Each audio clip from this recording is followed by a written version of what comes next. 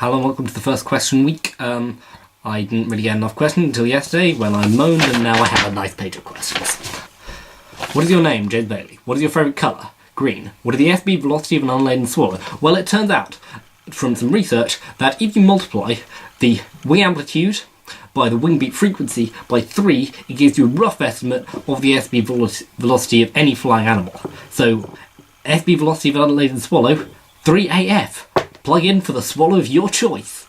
What is Exilian? Short answer, it's a website, it's a community, it's the whole thing which this channel is about, and there is a link down that way.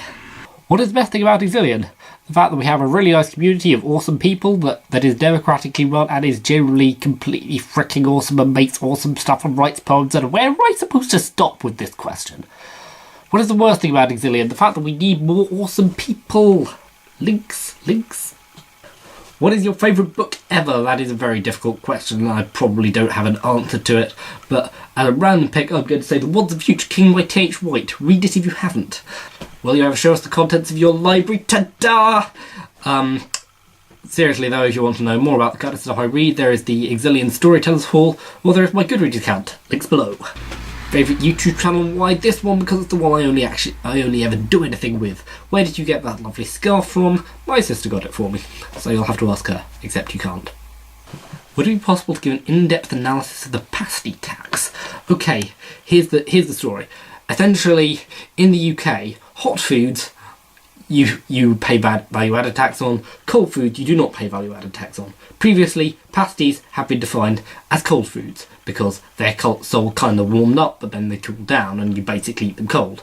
But now they're being redefined as hot foods, so you now have to pay VAT on hot foods, which is leading to the government being accused of big toffs because only poor people eat pasties apparently. Although, to be fair, caviar is still not value-added tax. So we now live in a country where you can get pasties at plus 20% price, but caviar is still VAT free. Is time a straight line on events or a ball of wibbly wobbly timey wimey stuff? Probably the latter, although as far as we're concerned it may as well be the former. Which age of society is the coolest? I will pretty much always say the Carthaginians, that's why my name is Jubal, Carthaginian. Favourite year and why? 1453, fall of Constantinople. What the decline of the Liberal Party up to around 1950 inevitable? What contributed to the decline? Well, I think the question is slightly based on false premise because the Liberal Party by 1915 still has the most seats in the House of Commons and is in government.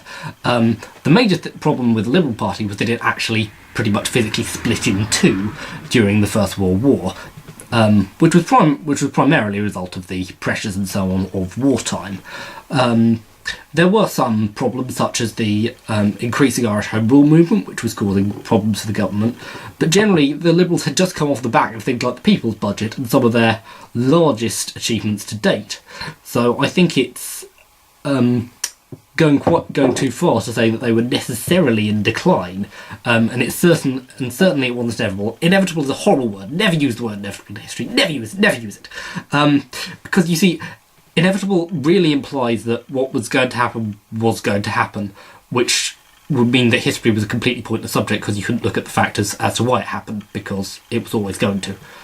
Will you be making more history math videos? Probably, but we will see. We never know what the future will bring. The next video might be me fighting a zombie apocalypse armed with only a garlic crusher. Assuming it isn't. See you next time.